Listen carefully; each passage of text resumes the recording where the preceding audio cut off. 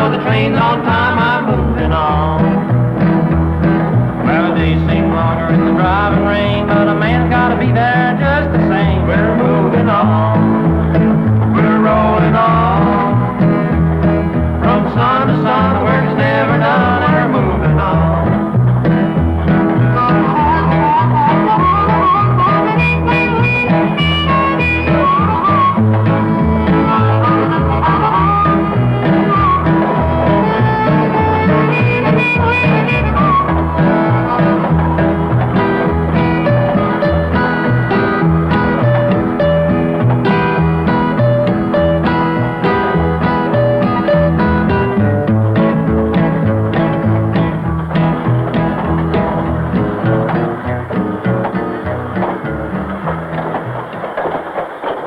Is hard, the hours are long, and railroading is still one of the most dangerous jobs in the world. When my friends ask me why I'm a trainman, I can only answer, because I like it. That's what my grandpa used to say, because I like it. It's always been that way from the beginning. All aboard, folks! On America's first trains, see the miracle of 1830. I saw it all right, and it was so noisy, the fireman, he sat on a hissing safety valve to make it quieter, and it sure did, till the train blew up. And that's a fact, son. It's an outrage, an absolute outrage. I say unto you, they are devices of Satan to lead immortal souls to hell. As a scientist, I can state that going more than 30 miles an hour will mean instant death by suffocation. Few care. Most are infected by a new disease called railroad fever. Young men are leaving the farms and villages for the great adventure of railroading. I wouldn't marry a farmer, he's always in the dirt. I'd rather marry a railroad man who wears a striped shirt. A railroader mother, a railroader for me. If ever I marry in this wide world, a railroader's bride I'll be. You feel like a hero. We're going places nobody's ever been to before, and we're getting there fast. Hear what Davy Crockett said? I can only judge of the speed by putting my head out to spit, which I did, and overtook it so quick that it hit me smack in the face. You hear? The train's going all the way out to Chicago now. 3,000 people living there already. By the 1850s, the tracks stretch halfway across the country. The brave, the eager, the restless are on their way, searching for the hidden promise of unknown America.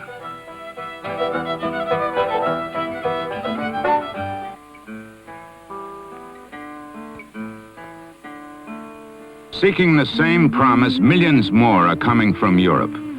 Into New York come the Irish, fleeing the terrible potato famine, and gambling on America to give them a new chance. Dearest mother, America has truly welcomed me. As I stepped off the boat, a railroad agent met me and gave me a job at a lovely $1 a day. But it seems that $1 a day is less than the Americans get, for it can barely buy your bread over here. Oh, we're trampled in the dust over here, over here. Oh, we're trampled in the dust, but the Lord in whom we trust will give us crumb for crust over here, over here. Ooh. This country is in a terrible depression. Worse yet, my fellow workers look at us with scorn because they fear they will soon be forced to work for the same terrible low wage as we, God forbid. Some speak of a union. A good idea, perhaps, but dangerous.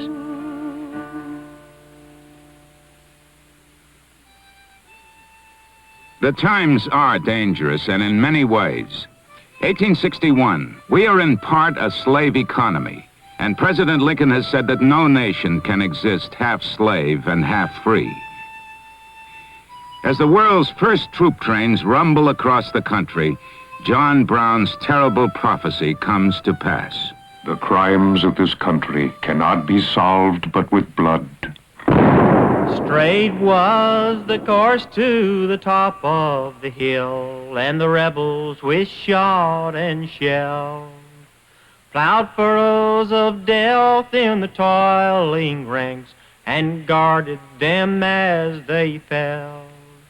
There soon was a horrible dying yell from the heights they could not gain, and those that doom and death had spared rode slowly back again.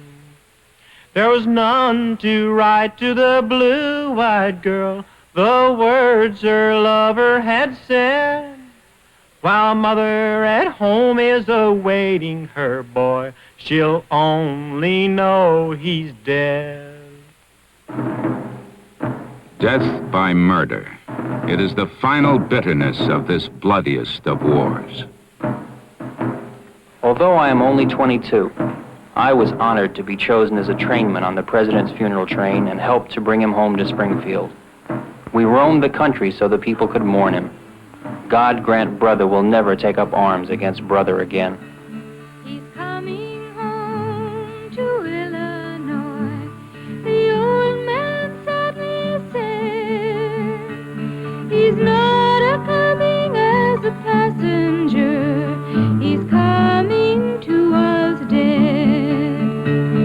And then a whistle pierced the air, a slow train someone cried. The people rose in a breathless haste and quickly went outside. The man dies, but his truth goes on. He's not a-coming as a passenger, he's coming to us dead.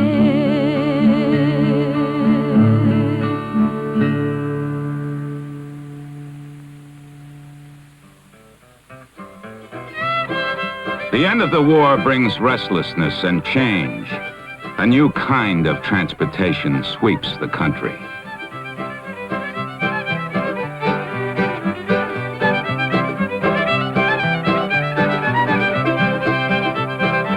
Herman, they've put the train up in the air. Don't walk under there. New York was too crowded for me.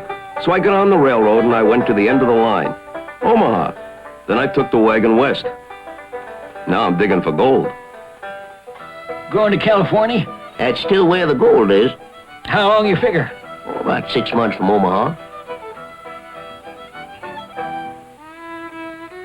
They take their tools for mining. They take guns and ammunition. They take clothing, food, and water. They take medicines and coffins.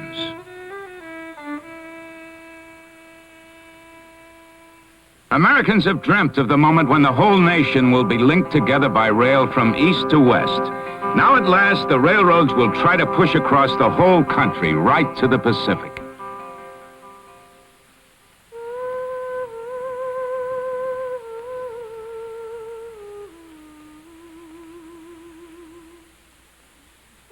It's a big country and it's a beautiful country, but it's a tough country. There are mountains to conquer, rivers to ford, forests to penetrate. Two railroads take up the challenge. Heading west from Omaha, the Union Pacific. Heading east from California, the Central Pacific.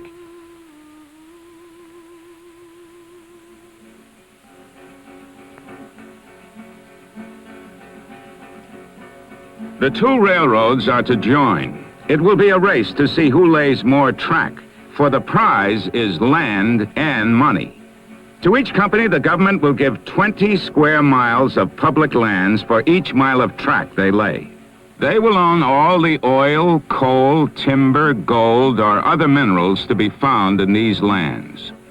Little wonder they drive the men at breakneck speed.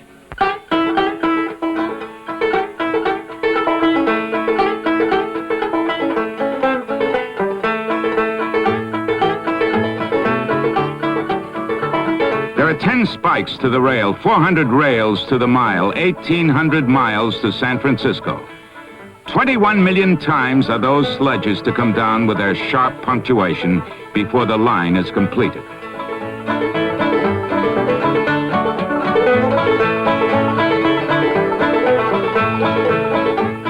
They said they wanted me to work them in like mules. Well, there's only one way to work a mule. With a whip. Who worked the Union Pacific? We did. Ex-soldiers from the Civil War armies, immigrants, mainly Irish, and the men of the plains and mountains. But the Central Pacific, heading eastward from California, has a problem. Their workers keep quitting. We ain't in California to work on the railroads. We're here to dig for gold.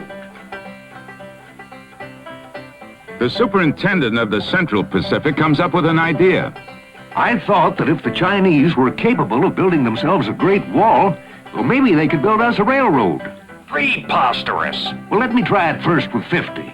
If it works, we can bring them over from China by the boatload.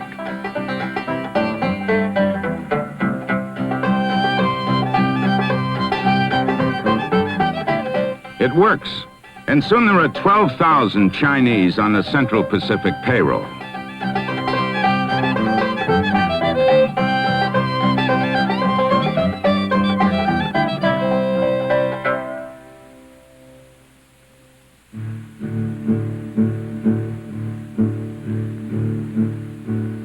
The land the trainmen have to push through is vast. There are cities and towns in the East and Midwest, and some settlements in California, but in between, nothing. Absolutely nothing. Except the towns the trains bring with them. Towns of saloon keepers, gamblers, and prostitutes, called Hell on Wheels.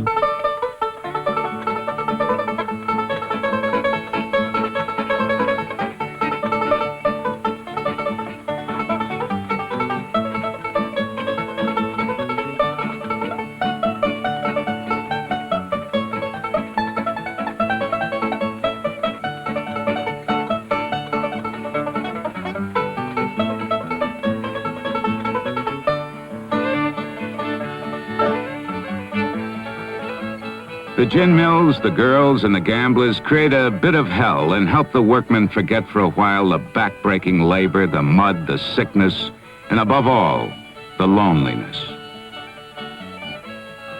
Foreign visitors have a different impression of the Hell on Wheels towns. Of course, they are only tourists. Roaring impromptu cities full of gold and death. Say, are Sodom and Gomorrah returned to the earth? Bravo! They are magnificent establishments of pleasure. I say it again. Bravo!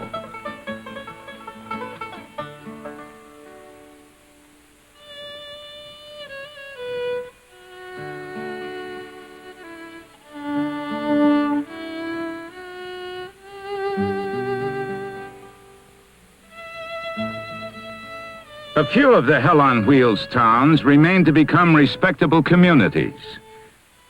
Most pick up and disappear when the railheads move on.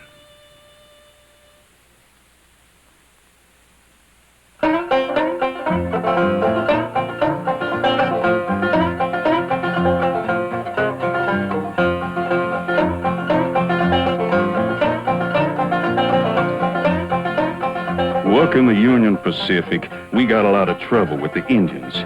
It ain't enough to be good with a pick and shovel. You gotta be good with a shotgun, too. They made a bold dash till they come near our train. The owls fell around us like showers of rain.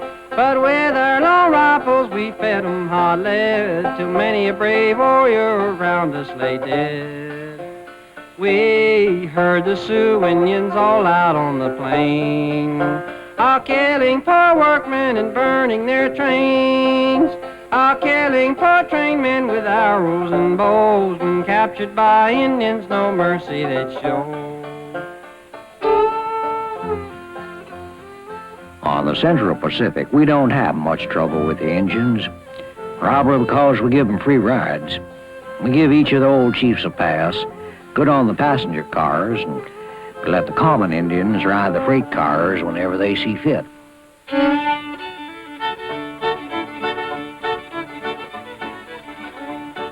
No trouble with the engines, but we sure have a lot of trouble with the weather. Winter snows sometimes 10 feet high. Avalanches. It's almost impossible getting supplies to the job. The Chinese are remarkable. Without them, we couldn't have built the line.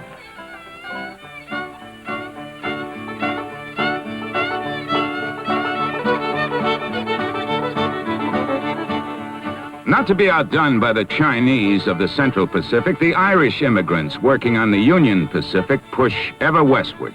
I thought we were supposed to have met the other line by now. Keep going. I hear we passed them. Hey, what's going on? Keep working. The company gets paid for every mile of track it lays. So lay track. On one 600-mile stretch alone, the tycoons make a profit of $30 million.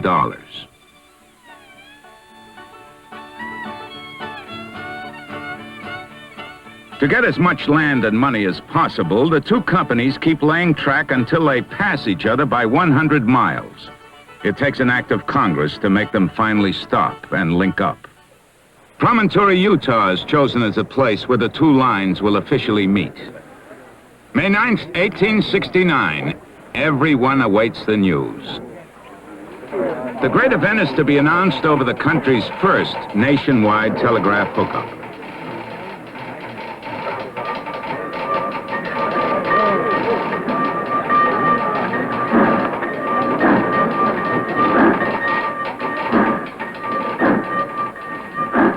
The two trains are approaching. Telegrapher, are you ready? Yes, sir. The silver hammer Governor Stanford will use to drive in the golden spike has been wired, so that when it hits the spike, a telegraph signal will alert the whole country. To all stations, when the golden spike is driven, we will say done. Listen for the signals from the blow of the hammer. Governor Stanford has raised the hammer for the golden spike. He missed. He missed the damn thing! Governor Stanford has missed the golden spike. Don't stop. Send the signal anyway. Say done. Done. Done. Done. The engineer pulls the throttle, the fireman rings the bell, conductor hollers all aboard, and away we go. Hallelujah, hallelujah, hallelujah, got glory in my soul. The party is on not only at Promontory, but throughout America. Hallelujah, hallelujah, hallelujah, got glory in my soul. Hallelujah, hallelujah, hallelujah, hallelujah. New railroads crisscross the land. People are eager to take advantage of this modern way of getting to distant places fast. Dear John, isn't it wonderful that the children and I leave New York on Saturday and we'll all be together again in San Francisco in only 7 or 8 days? Your loving wife.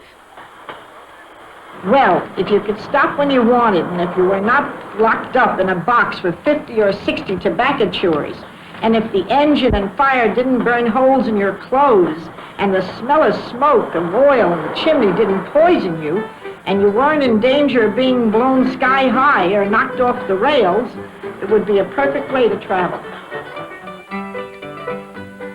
And if you think traveling on the train is bad, you should see what happens when you stop and get off for a bite to eat.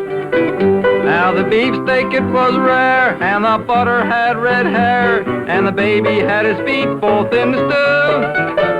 All the eggs they could not touch, if you kicked one it would hatch, in that awful railway hash house where I go. To help provide better eating facilities, Frederick H. Harvey advertises, Wanted, young single women of good character, attractive and intelligent, 18 to 30.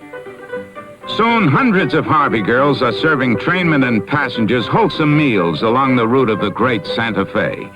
Frederick Harvey gives his customers their money's worth, but only their money's worth. An honest but frugal type, his dying words are reported to be, Slice the ham thinner.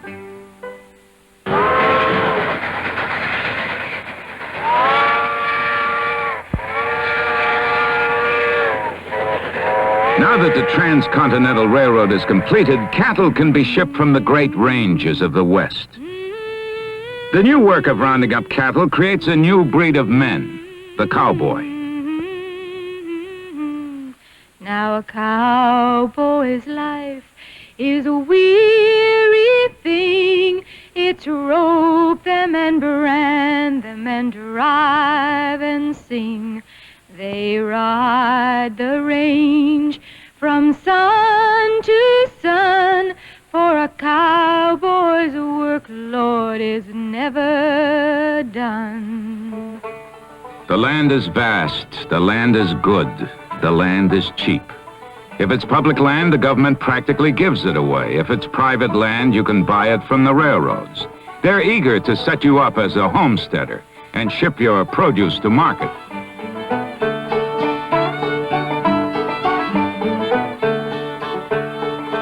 I didn't mind being packed like a sardine into what they call a Zulu car. And I didn't mind finding out that being a homesteader ain't all it's cracked up to be. What I do mind is now that I finally got some produce, those damn railroads are charging me a fortune to ship it. They're bleeding me dry. But they stay and they ship, and they make the Wild West and railroading a legend. Come all you rounders if you want to hear a story about a brave engineer. Casey Jones was a rounder's name. On a 6-day wheel, the boy won his fame. He was coming down the hill doing 90 miles an hour when his whistle broke into a scream. He was found in the wreck with his hand on the throttle. He was scalded to death by the steam. Oh, listen to the jingle, along the woodlands, through the hills and by the shore. Hear the mighty rush of the engine, yeah, the locomotive's call. She's a regular combination of the Wabash Cannonball.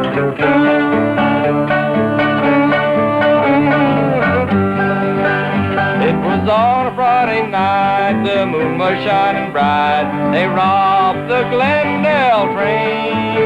With the keeper on his knees, he delivered up the keys to the outlaws Frank and Jesse James. For Jesse had a wife to mourn for his life. 3 children, they were brave.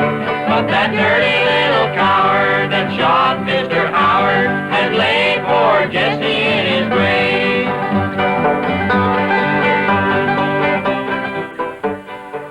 Where the devil is law and order for us train men? While a train's being robbed, you rarely get to see those brave marshals. Wyatt Earp, Luke Short, and Bat Masterson. But as the vast empty plains of the nation are laced with railroad tracks, the Wild West is tamed. America builds its cities.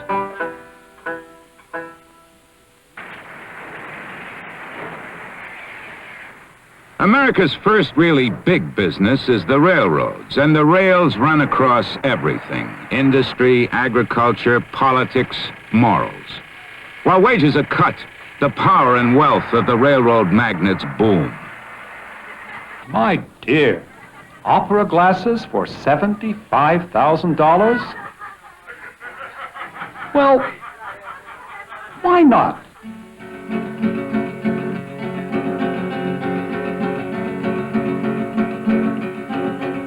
Their money reaches into Congress and the courts.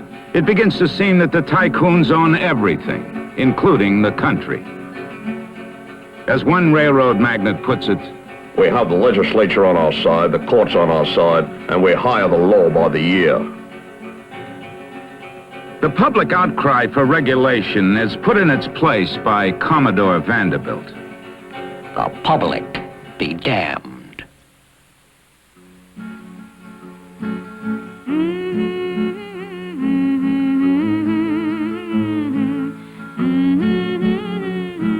Trainmen killed this year, 3,000. Injured, 32,000 men. For years now, a safer break has existed, but the railroads, for the most part, have refused to install it. Ah, they won't do a damn thing as long as brakes cost more than brakemen.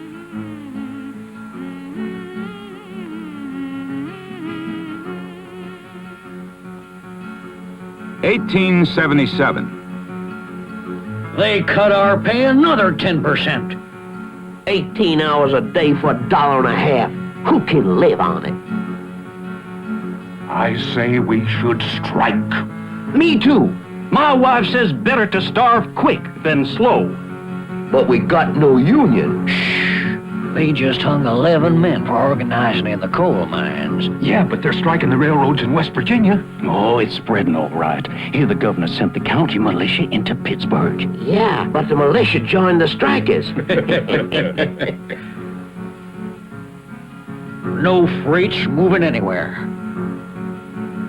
Trouble races along the tracks. Strikes are breaking out in Toledo, Columbus, Cincinnati, St. Louis, Chicago, and all this without a union. The head of the Pennsylvania Railroad says, Give the strikers a rifle diet for a few days and see how they like that kind of bread. now 600 state militia are ordered to Pittsburgh. They fire directly into the strikers.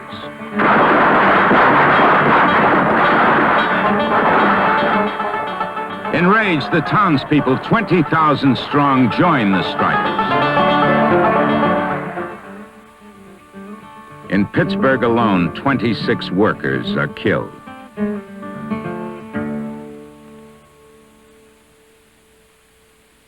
In only 2 weeks, it's all over. Across the country, over 100 are dead.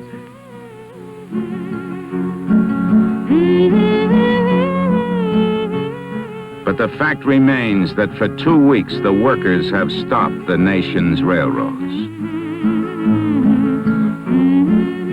Things will never again be the same. In 1883, meeting secretly in a caboose in Oneonta, New York, a handful of workers formed the Brotherhood of Railroad Trainmen. They want accident and sickness benefits and a decent burial for their men. So they passed the hat. No regular insurance company will take us. We got too many accidents. Remember when my brother was crushed between the cars? Mary didn't even have the money to bury him. Many's the man been killed on the railway and laid in a lonesome grave. They say, let's see your hands. You're hired if you have a couple of fingers missing. Shows your experience. Even though there is an automatic way of coupling cars together, most of the men must still step between the rolling cars and couple them by hand.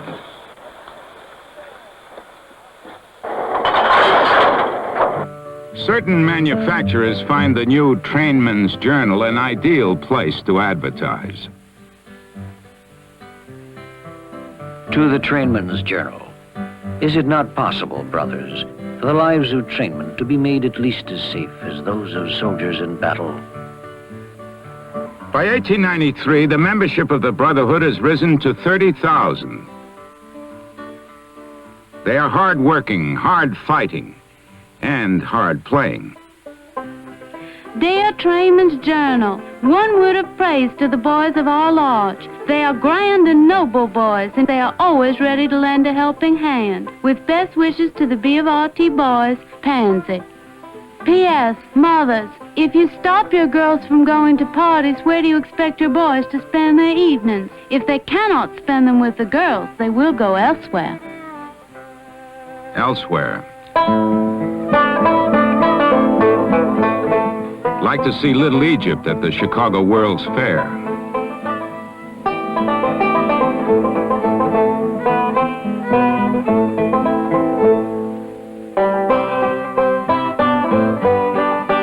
For this is the turn of the century, the years of the wasp waist and the bare shoulder, the gay 90s. And they are indeed good times for some. But bad times have arrived again for most Americans. Another depression has hit.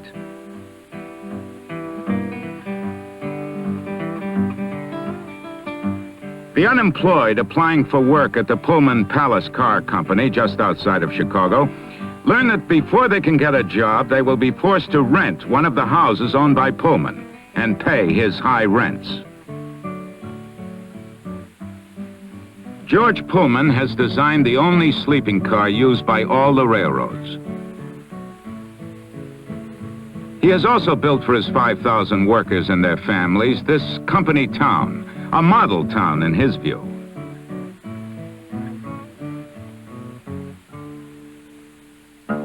His workers have a slightly different view. For behind this company town's gracious facade, they really live in bleak poverty. We live in a Pullman house, buy our food from the Pullman store. We're taught in the Pullman school, catechized in the Pullman church. And when we die, we shall go to the Pullman hell. Well, I think I'm there already. After they take out for the rent and the food for my 2 weeks' wages, I get handed 9 cents. 9 cents.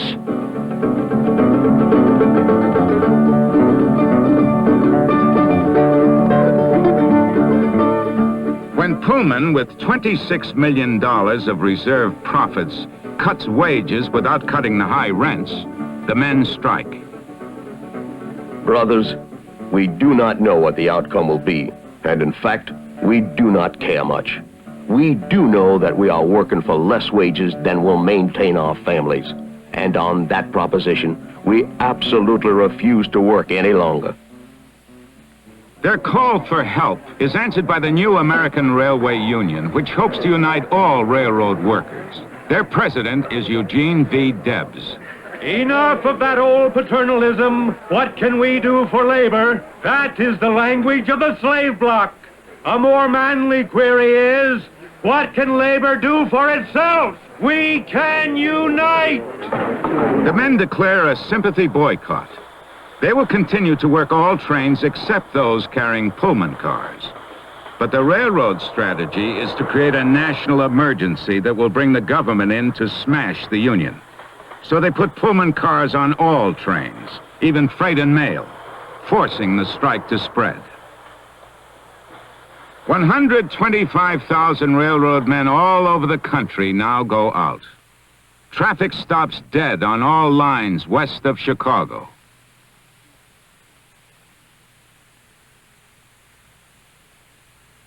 Never has there been a national strike of such magnitude.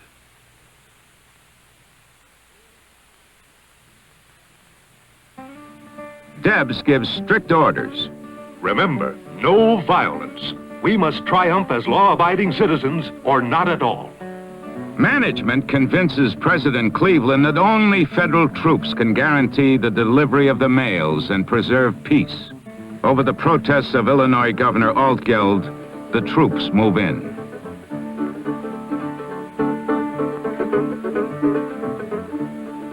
Ex-convicts and drifters have been put in uniforms. Guns will now run the trains.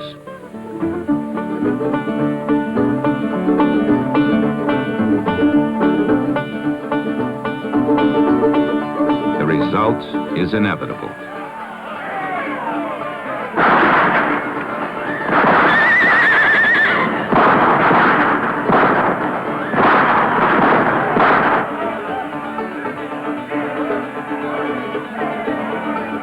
Yet it is the law itself that deals them the cruelest blow. The growth of labor organization must be checked by law. A national railroad strike is illegal. We must prevent interference with interstate commerce. Injunction granted. Men, the injunction says we are forbidden to answer questions, to send telegrams, to tell anybody to join the boycott. Otherwise, we go to jail. Whatever happened to freedom of speech? Debs is jailed. Hearing of this, Clarence Darrow, a railroad corporation lawyer, leaves his job. I'm defending Gene Debs. The conspiracy between the federal government and the railroad corporation is too much for my weak stomach. But the forces allied against them are too strong. The Pullman strike is lost, and the American Railway Union is destroyed.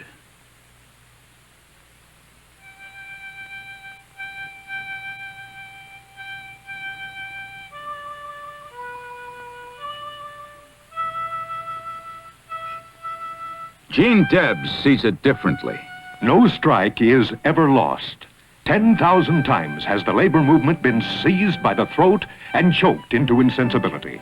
Nevertheless, its historic mission is as certain as the setting sun.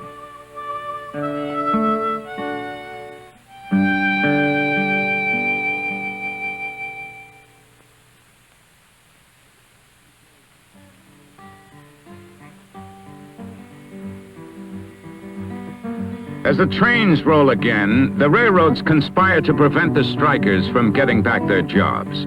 A blacklist now covers the entire nation, and it will keep union men off the railroads for years. Many must leave town and use a false name to get work.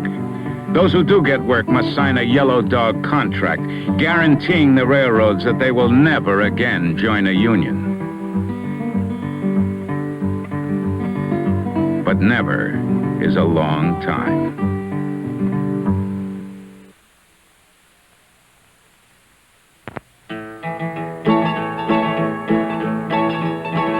What is that I see yonder coming, yonder coming? What is that I see yonder coming, yonder coming? It's that Union train a-coming, coming, coming. Get on board, get on board.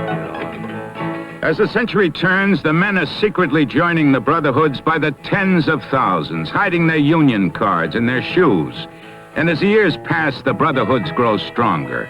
They develop new muscle, political muscle. With it, they win new safety laws to protect them. The dangerous hand coupler is finally outlawed. And by 1916, driving with all their power, the brotherhoods achieve their long-fought-for dream. A special law giving the 8-hour day to railroad workers. The work is still hard and dangerous, but trainmen are trainmen, and to them the sound of the rails is still the sweetest song in the world. Look yonder coming, come down that railroad line. Look yonder coming, come down that railroad line. Is that old boss so special? Come to the station on time. But the men find their new 8-hour law is a bitter joke. Management simply refuses to honor it, and the hours stay long. Trouble brews. But there is far greater trouble in store for all Americans.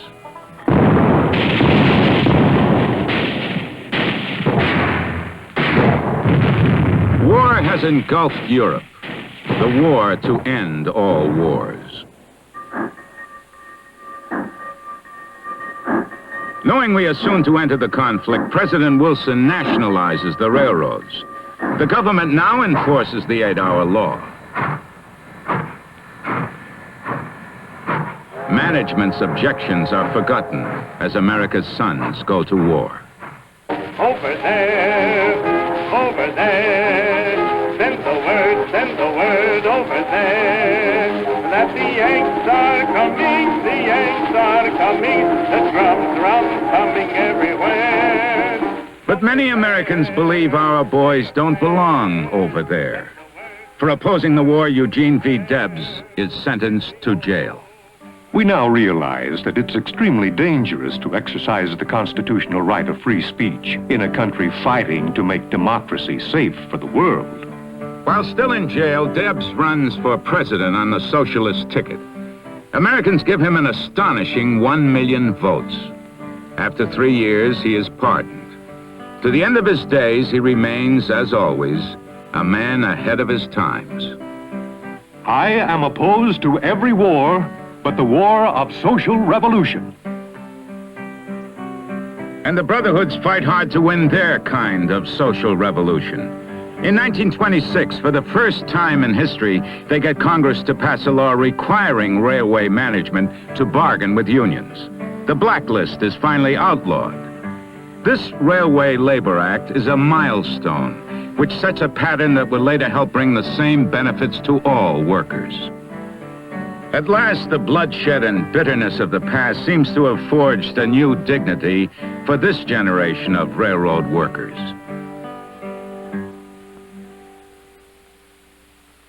We are about to inaugurate a 24-hour service between the Newark Airport and Los Angeles. The containers held by the ladies contain ice cream, milk, and other foodstuffs, and will be there in time to be eaten tomorrow morning.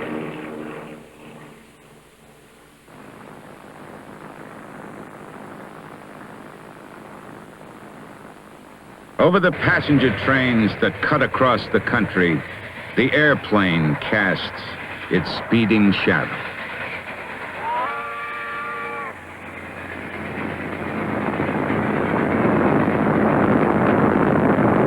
But the railroads aren't taking this new competition too seriously. In fact, nobody takes anything too seriously these days.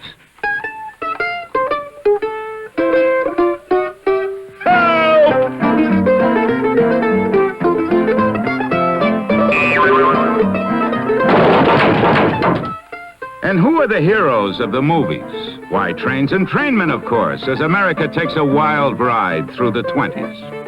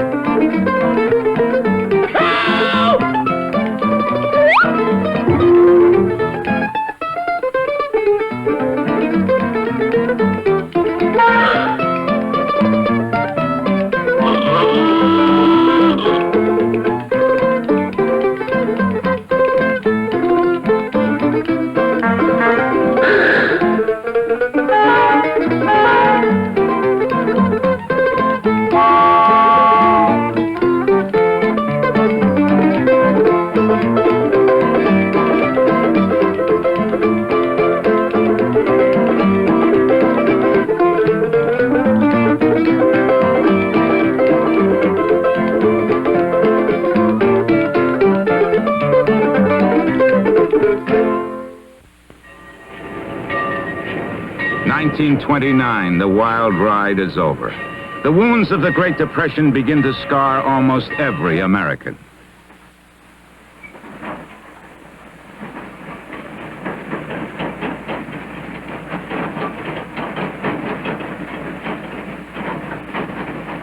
Hunger stalks the land. Men leave their homes, their farms, their families, riding the freights all over the country, desperately searching for a job. And riding with them are thousands of out-of-work trainmen, now part of this human cargo, shipped endlessly back and forth with no point of destination.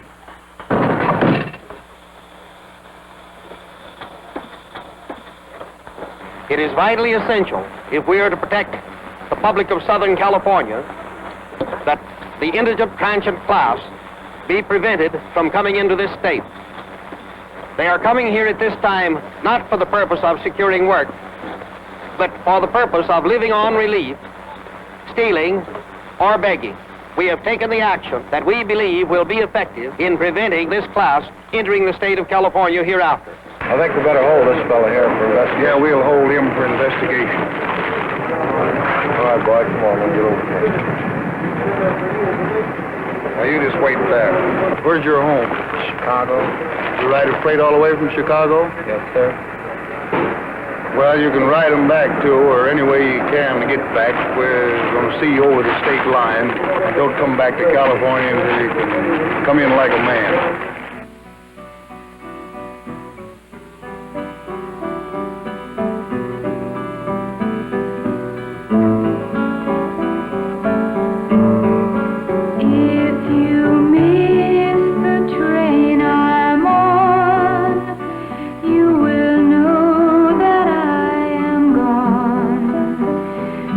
Can hear the whistle blow 100 miles.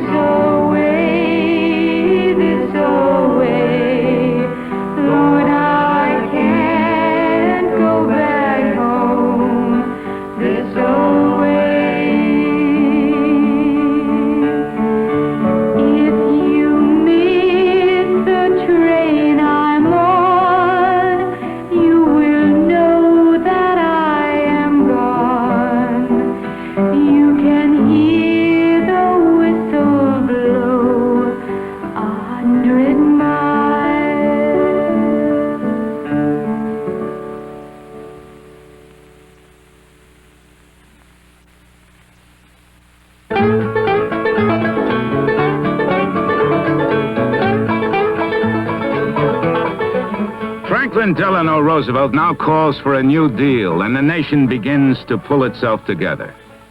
Once more, it's back to work.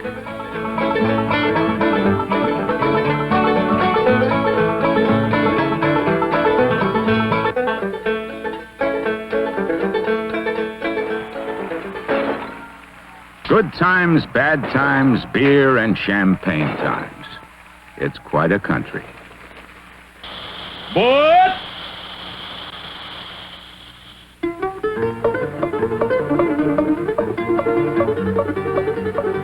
And as America gets back on her feet, she really begins to roll.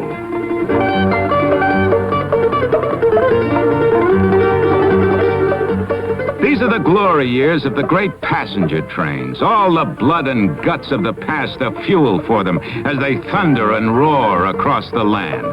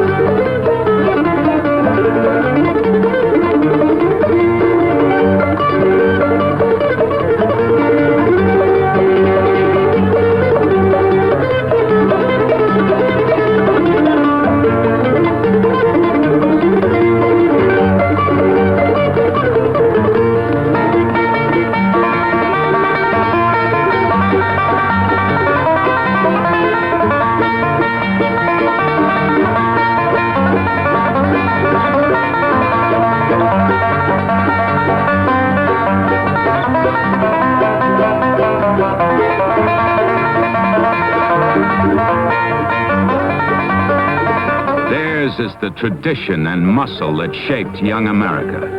And now the people hear them trumpet the promise of tomorrow as America plunges into the future.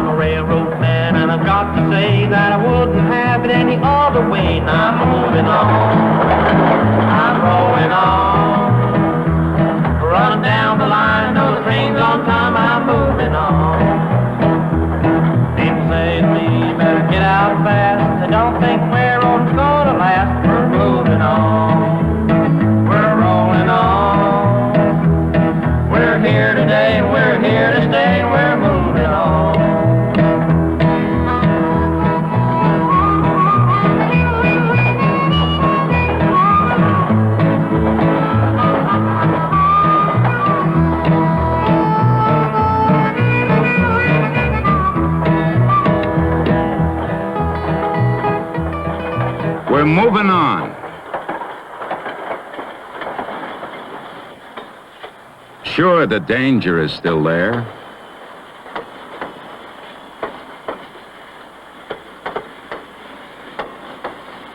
But there's more to it than that.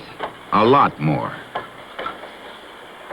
Looking back, we know that out of our yesterdays has come the strength of today.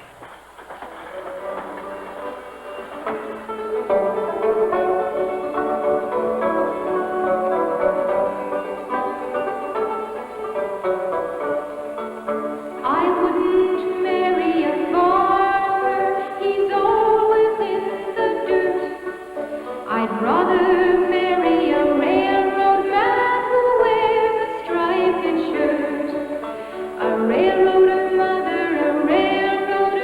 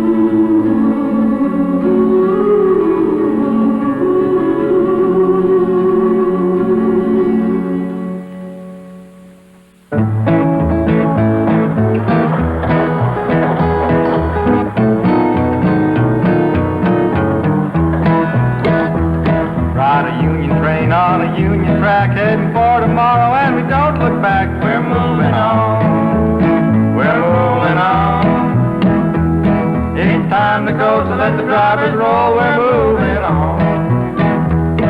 Well, the days seem longer in the driving rain, but a man's gotta be there just the same. We're moving on.